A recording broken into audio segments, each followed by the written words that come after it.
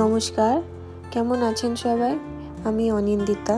আমার আরেকটি নতুন ব্লগে আপনাদের স্বাগত জানাই। আজকে শনিবার, এখন সকাল 10:30 বাজে। আমরা সকাল সকাল আজকে জমি দেখতে যাচ্ছি। ওই যে বাইকে আগে যাচ্ছেন উনি হলেন দালাল। উনি জমি দেখাতে নিয়ে আসছেন আমাদেরকে। আসলে আমাদের নিজস্ব তো এখনো কিছুই নাই বলতে পারেন, সব তো বাবা মার, শ্বশুর আর শাশুড়ির। আমাদেরও ভবিষ্যতে বাড়ি করতে হবে, জমি কিনতে হবে, তাই আমরাও খুঁজছি জমি। চলুন দেখি কেমন জমিটা। এই যে এই জমিটা হয়, এই যে খুঁটিটা দেখতে পাচ্ছেন, এখান থেকে ওই যে সামনে খুঁটি আছে অত অবধি, আর ওই যে আঙ্কেলটা দাঁড়িয়ে আছেন অত অবধি। এখানে 4 কাঠা জমি আছে।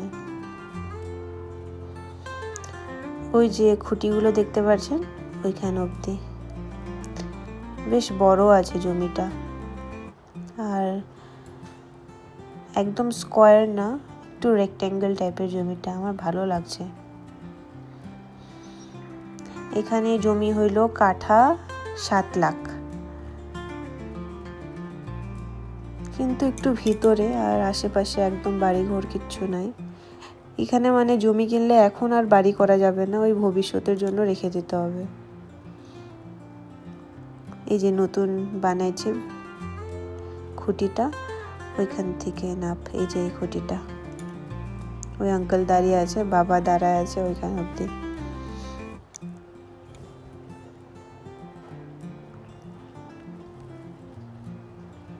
আর ওদিকে জঙ্গল আছে, মানে মানুষই জমি কিনে গাছ লাগিয়ে রাখছে। এটাই বুদ্ধিমানের কাজ।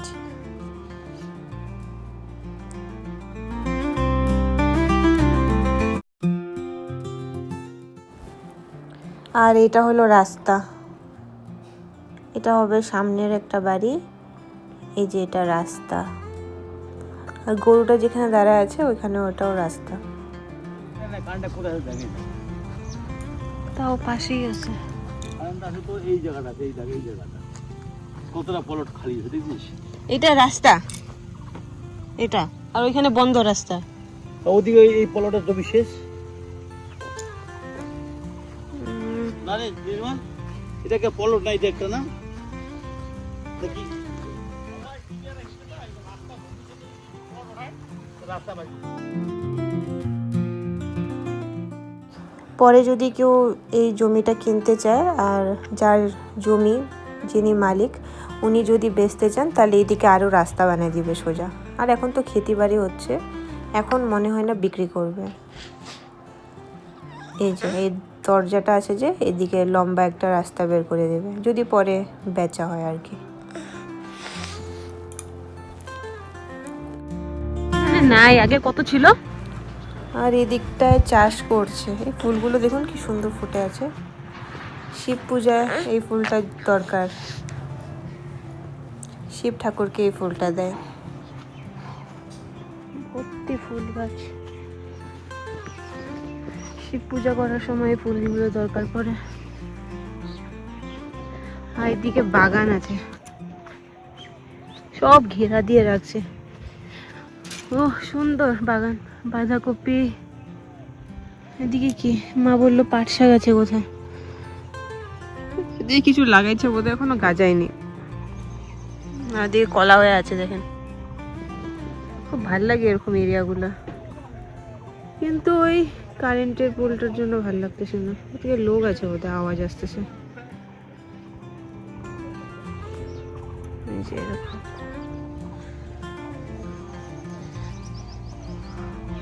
ওইদিকে একটা জঙ্গল আছে, কেউ জমি কিনে গাছ লাগায় রাখছে। এটাই ভালো, আমরাও এরকমই করবো, দেখি ভালো জমি পেলে। চলো যাই, থাকা যাবে না, অনেক কটা জমি দেখাবে, বেশিক্ষণ এক জায়গায় দাঁড়ানো যাবে না।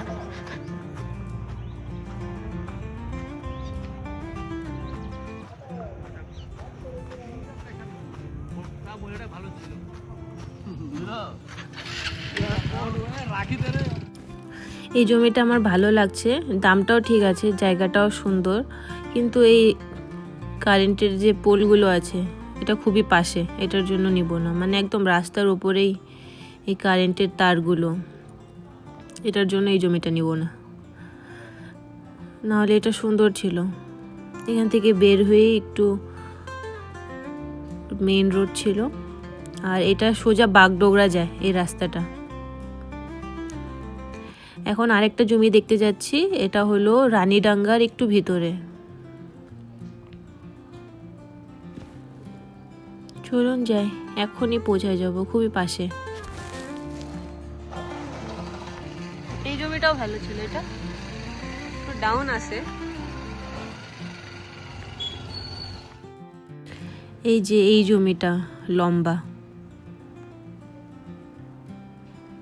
এই যে এই বাড়ির একদম লাগানো বাড়ির জমিটা। 3 কাঠা জমি আছে এখানে, 1 কাঠা 30 লাখ করে যাচ্ছে। দামটা খুবই বেশি, না হলে এটা সুন্দর ছিল রাস্তার উপরে একদম।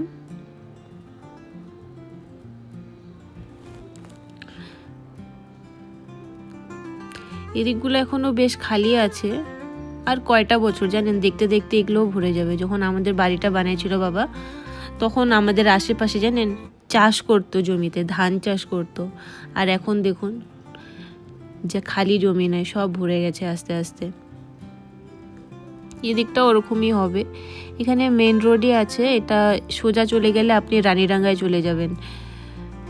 আর এখানে একটা বাড়ি করছে, এই বাড়িটার আবার ওই পাশ দিয়েও একটা রাস্তা আছে, 2 দিকে রাস্তা। এই জমিটা ভালো পাইছে। এদিকে একটা রাস্তা আছে দেখুন।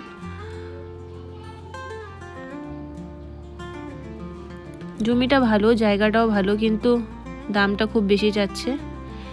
এত দাম দিয়ে তো জমি কিনে বাড়ি করতে পারবো না বলুন। 3 কাঠায় 90 লাখ টাকা হয়ে যাবে। আর ওই যে সবুজ সবুজ দেখতে পাচ্ছেন, ওদিকে চাষ করছে। দালাল তো একটু দাম বাড়ায় বলে, ওটা স্বাভাবিক, কিন্তু একটু বেশি দাম হয়ে যাচ্ছে। এত টাকা তো নেই, লোন নিলেও এত টাকা পাবে না। চলুন যাই অন্য জমিটা।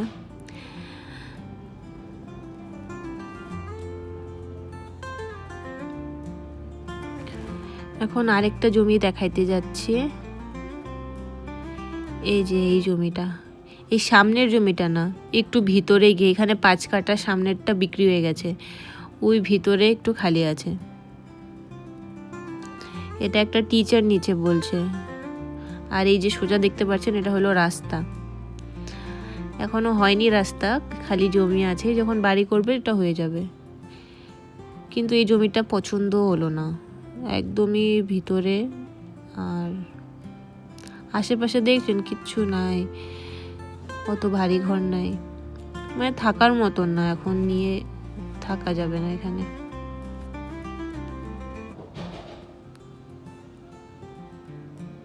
এই যে রাস্তা, আর ওইখানে জমি।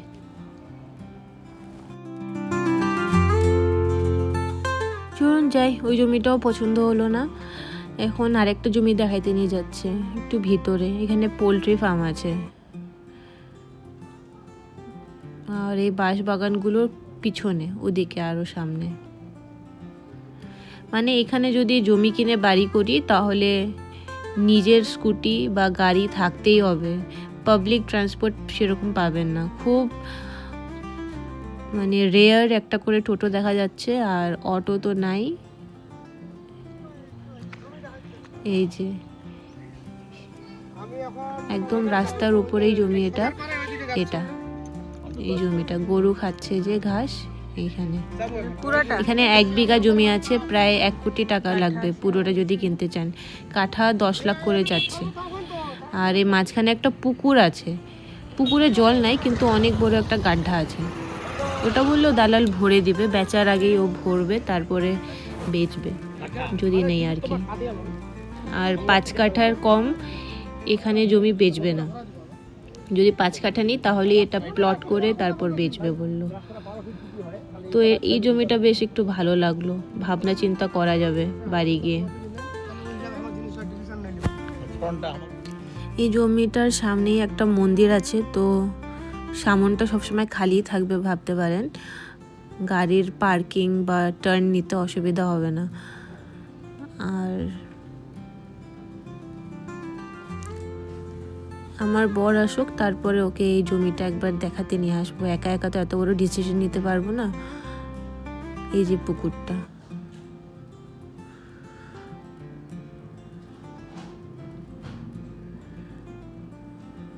আর ওই যে সামনে মন্দির। চলুন এবার যাই, আরেকটা জমি দেখাবে বললেন। চলে আসছি, এই যে এই জমিটা, এই যেখানে খুঁটি আছে এখান থেকে হলো সীমানা সোজা।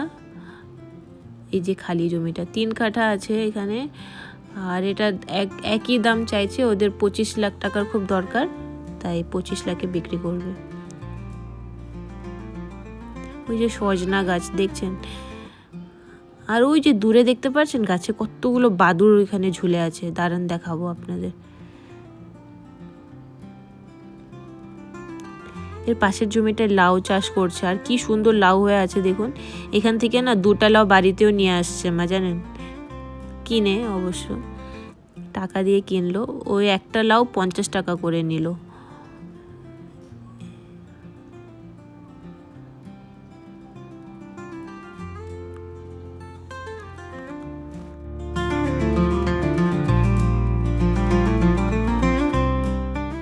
এই পরিবেশটা আমার বেশ ভালো লেগেছে। আর ওই যে দূরে দেখুন খড়, কতদিন পর খড় দেখতে পারলাম।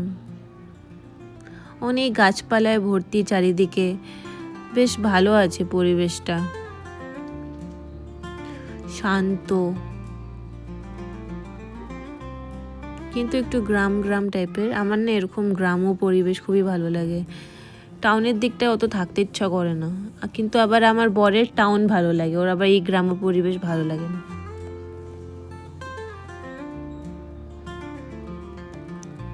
আর এই ফুল গাছে দেখুন, এই ফলগুলো কতদিন পর দেখতে পাচ্ছি এই সাদা ফুলগুলোতে। সেই ছোটবেলা দেখতাম, খুব দেখতাম, এখন আর দেখা যায় না। দেখুন কত ফল হয়ে আছে, আর ফেটে একদম লাল হয়ে যেত। এগুলো দিয়ে আমি কত খেলা করতাম ছোটবেলা।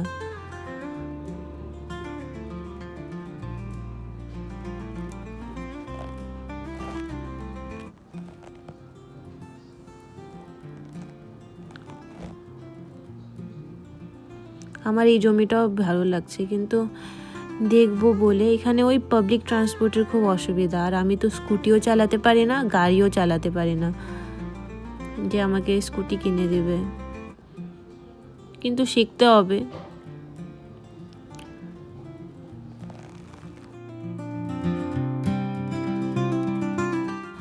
আর ওই জমিটারই আরেক সাইডে বেগুন চাষ করছে। দেখুন বেগুনগুলো কি সুন্দর হয়ে আছে, আর লোকও লাগিয়েছে কাজ করার জন্য, জানেন। ওদেরকে বললাম মালিককে, কিন্তু ওরা জানে না, বললো মালিক এখন এখানে নাই।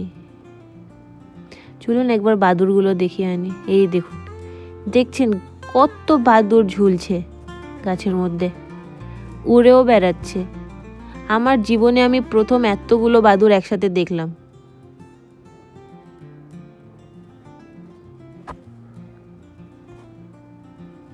এই দেখুন,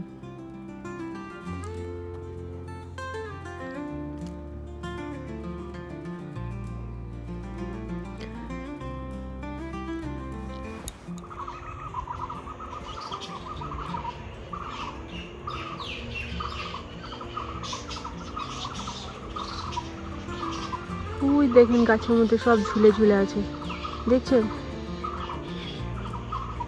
ওই দেখেন কত বাদুড়, ওরে বাপরে।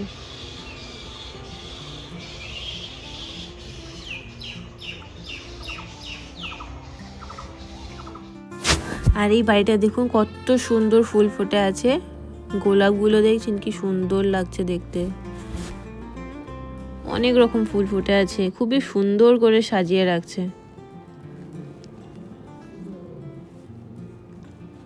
একবার সাইজটা দেখুন গোলাপের, কি সুন্দর লাগছে, চোখ সরানো যাচ্ছে না। এই দেখুন গোলাপগুলো কি দারুণ লাগছে না? এর রংটা দেখুন কত মিষ্টি। এদিকে আরো আছে।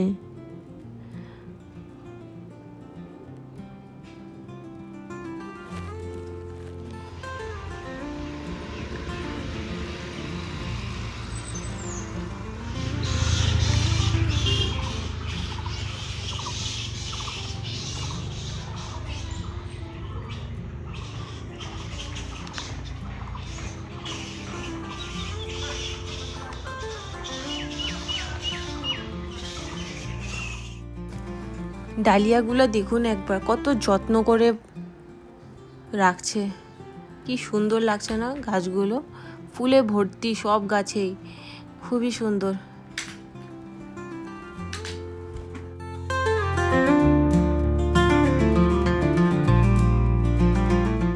আর এদিকে খুব বাঁশ বাগান, এই দেখুন দুই দিকে গাছে ভর্তি, মাঝখানে বাড়ি, কি সুন্দর লাগছে, আমার খুব ভালো লাগলো এই পরিবেশটা।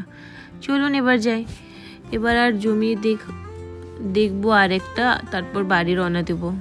দুপুরের খাওয়া দাওয়া কিচ্ছু হয়নি এখনো, এখন প্রায় 1টা বাজছে। ওই সোজা রাস্তা দিয়ে আরেকটা জমি দেখাতে নিয়ে যাচ্ছে আমাদেরকে, আর একটু ভিতরে।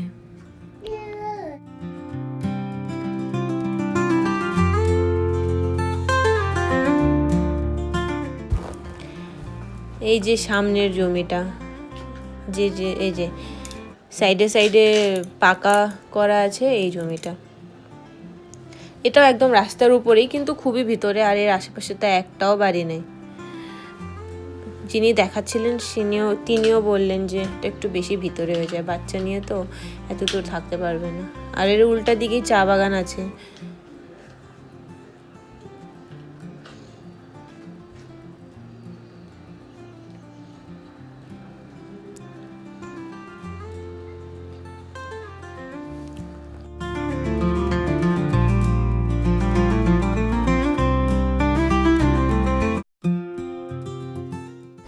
আমাদের জমি দেখা হয়ে গেছে আজকের মতন, আর বাবা ওদিকে মাটন কিনতে গেছে, আমরা এখানে ওয়েট করছি।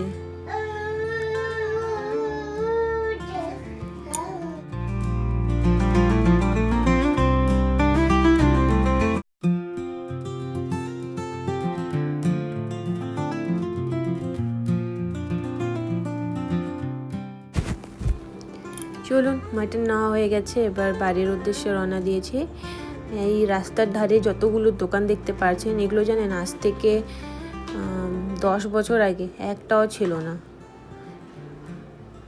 আর এখন দেখুন একদম দোকানে ভরে গেছে।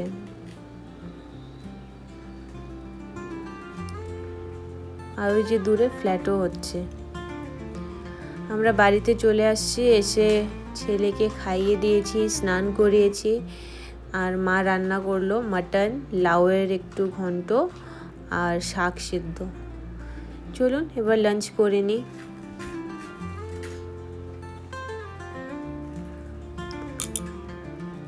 খুবই গরম, আমার ছেলে কিছুতেই ঘুমাচ্ছে না, তারপর মা ওকে কোলে নিয়ে খাচ্ছে পাশে বসে। আমি বললাম আমি ধরি, কিন্তু মা বললো না আমি ধরতেছি। এই জন্য জানেন আমি ডাইনিং টেবিলে খাই না, আমি আমার ঘরে নিয়ে যাই, ওইখানে নিচে বসে খাই, ওকেও পাশে বসায় রাখি, ও মাঝে মাঝে এসে খায়, ওকে খাইয়ে দিই আর আমিও খাই। এই ডাইনিং টেবিলে বসে খেলে খুব অসুবিধা হয়ে যায়, ও তো চুপচাপ চেয়ারে বসে থাকবে না, পড়ে যাওয়ারও ভয় লাগে, তাই আমার ওটাই ঠিক লাগে এখন, ঘরে বসে খাওয়া নিচে। তাই আপনারাও যখন দেখতে পারেন নিচেই খাই, নাহলে আমার ঘরে ড্রেসিং টেবিল আছে, ওর উপরে রেখে খাই। ছেলে পাশে বসে খেলতে থাকে, ওকে দেখি আর খেতে থাকি আমি।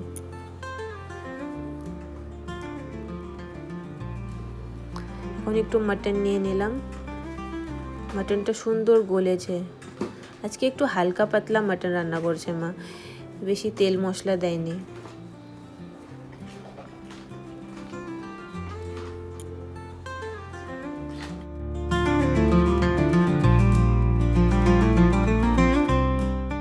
খুব ভালো হয়েছে আজকের মাটনটা, এরকম হালকা পাতলে আমার মাটন খেতে বেশি ভালো লাগে।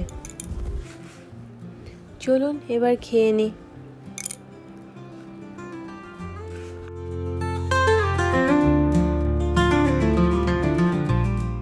আমাদের লাঞ্চ করার পর একটু রেস্ট করে নিয়েছি, এখন বিকেল 4টা বাজে, একটু ফল কেটে দিলাম ছেলেকে, আর আমিও খাবো। পেঁপে নিয়েছি আর আঙ্গুর অল্পই ছিল, ওটাই দিয়ে দিলাম, আবার নিয়ে আসবো গিয়ে।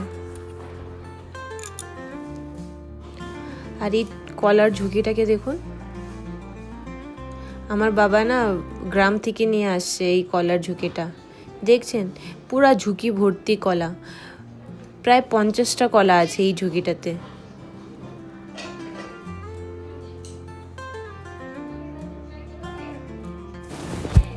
খুবই অবাক লাগছে এরকম কলার ঝুঁকি দেখে। প্রথমবার দেখলাম জানেন এতগুলো কলা একটা ঝুঁকিতে। বারবার গুনছিলাম, ভুলে যাচ্ছিলাম এতগুলো কলা।